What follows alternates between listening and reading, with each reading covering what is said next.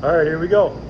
I'm gonna do a walk around on this tractor here. I'm just doing some winter maintenance on it, even though I'll be using it tomorrow. I've been using it last couple weeks, but it's starting to turn springtime here shortly, so we gotta get this maintenance done while we can. But you can see I just ripped the exhaust off. I didn't even bolt this side on yet. It's still loose, but got this side off. Just cleaned up the headers. We made our own header pipes, and you can see the other one just hanging there. Cleaned all the rust off, put a new fresh coat of paint on there. We're gonna power wash this whole tractor, grease it all up, get it all ready once it's warm enough to do so. If we do it now, it's just gonna freeze. So anyways, I think you've all seen the video where we put the Chevy V6 in here. So take it around the other side here, get a little better view of what's going on. This tractor, we put the V6 in it about 20 years ago, I would say. It is a Chevy 4.3. It's out of an S10, like a 1992 S10, originally with a throttle body. I went ahead and put a carburetor on it, just a 2-barrel carburetor. Keeps it a little bit easier to maintain for myself. I'm not a computer guy at all, so I eliminate electronics as much as possible. So we have HEI distributor on there still. Those GM guys know what that is. Sorry, Ford, you guys don't have any clue what that is. Even though they do make HEI for Fords, but hardcore Ford guys won't run it. But it is a great ignition system. So yeah, we got that in there. Off the front of the engine, if you look down in here, I run a drive shaft off the crank. So there's the crankshaft there. So off there is the drive shaft with the U-joint. And this housing is the frame of the tractor. It's actually the lower radiator. It bolts right down onto this. So this is actually full of antifreeze. And I gotta get another one of these done up. But you can see right there, there's a tube. So initially from the factory, there's a hole there that you would put the crank start in out here. Okay, so none of this would be here. And that's how you would crank start the tractor. You'd run your hand crank in there and crank it up. Those little 4 cylinders were great, easy to start. They had magneto ignition, and boy, they'd fire it up pretty easy if it was tuned right. And not too hard on your arm, pretty easy to start up. So what I do is I take this housing off the tractor and set that up on my mill, and I bore it out nice and straight, and then I weld that tube in there so that it's watertight with pressure, because this has got pressure from the radiator in there, about 18 pounds at maximum. So make that good and sealed up, and then I just run a drive shaft through there, which runs this hydraulic pump. So I got this pump up here, and down inside here you can see, I don't know if you can see that, but there is a coupler there. There you go. Coupler there. It's like what you'd see on your regular log splitters. That takes out any imperfections that we might have as the tractor's flexing, because it does flex a lot as we're drilling. So this pump here comes all the way back, got the hoses plumbed in, goes underneath the tractor. It runs up to this pump here. So this pump here runs directly off the PTO. On these Cub tractors, the PTO is right off the crankshaft. So these 2 pumps are spinning the same RPM.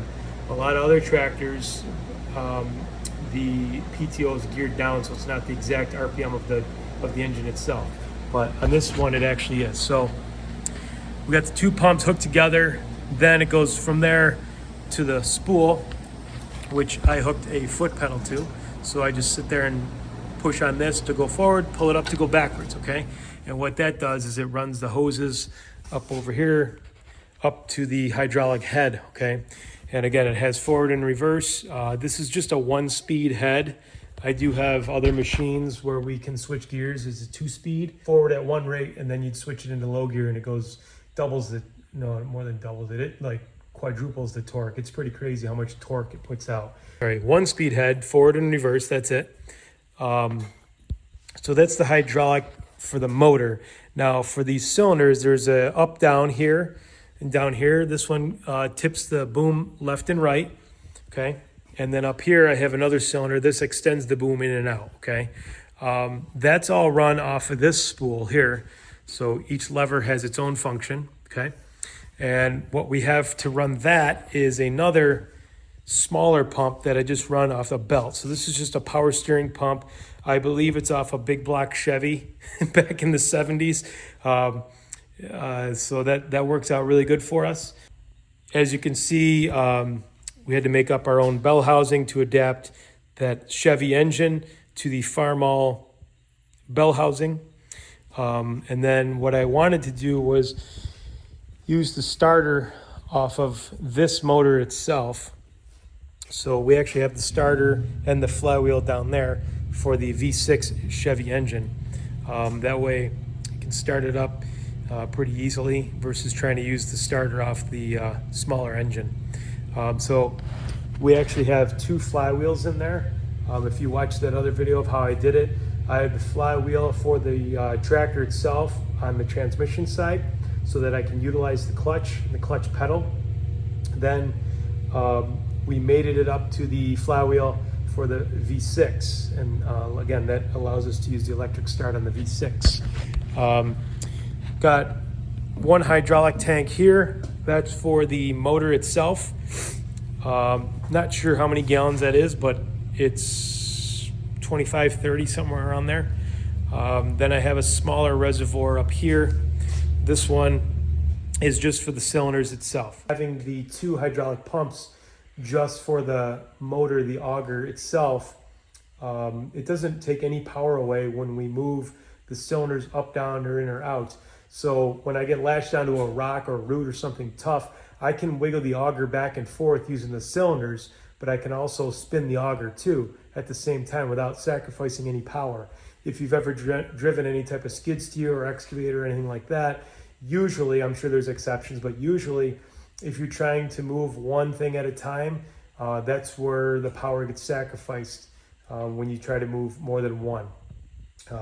If you're driving a skid steer and you're trying to drill a post hole, let's just say, if you're trying to drill a post hole with a skid steer and you're trying to push it down at the same time, the auger can stop, and it does. I've seen it. I have a skid steer myself. So if you get latched onto a rock and you want to try to wiggle the auger back and forth or push it down, get some down pressure, get under that rock, the auger just stops until you've done moving the cylinders. So this is a huge advantage to this type of machine. It works great. The factory engine, I know these Farmall guys would probably tell me I'm wrong, but I believe it's between 8 and 12 horsepower. So now this motor here is about 120 horsepower. Plenty of power for what we use it for. We do not do any type of races with it. That being said, the drivetrain itself, the clutch, the transmission, and the axle housings themselves, they weren't designed for 120 horsepower. They were designed for 12 horsepower. Although I think they're a lot more beefy, but we have snapped axles. We've snapped the shafts and the transmissions. We've blown up transmissions. The clutches always seem to be the first one to go. But you name it on this tractor, we've broken it. We've been using these for well over 35, almost 40 years now.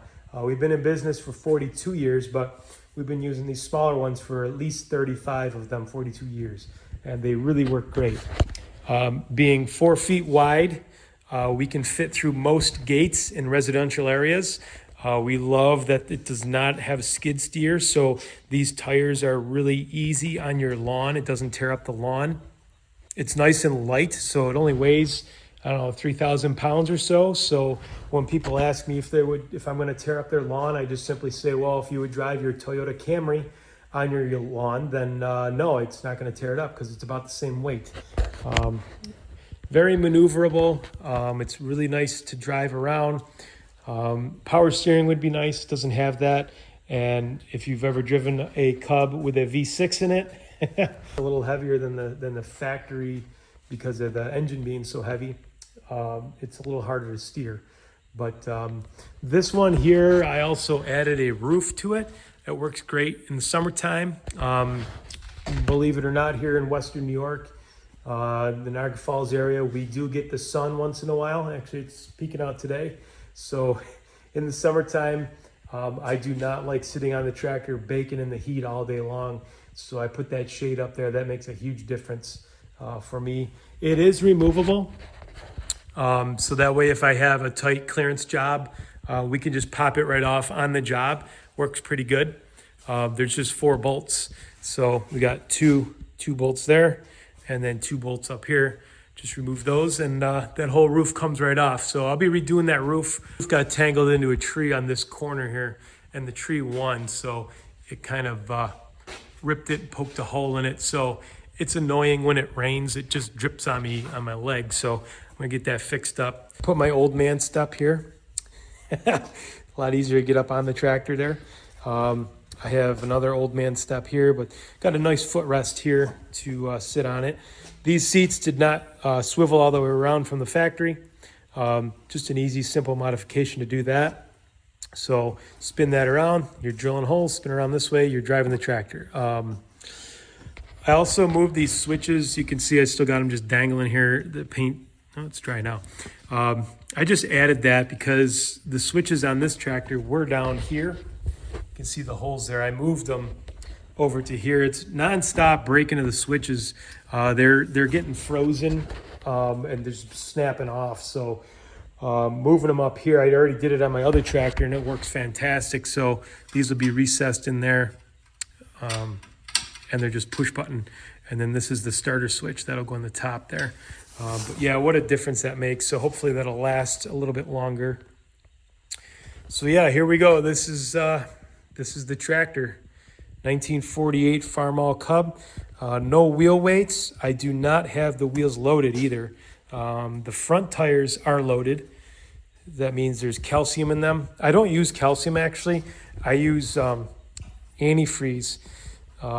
Calcium tends to rot out the wheels when you do get a hole in the tube. So I've gone through way too many wheels on these tractors to keep buying them. So I found antifreeze works just as good, except with some water. So this tractor, like I said, needs to get a good washing and we'll get it up. But you can see all the reinforcements I've done. I've done almost like a ladder bar type setup on this thing.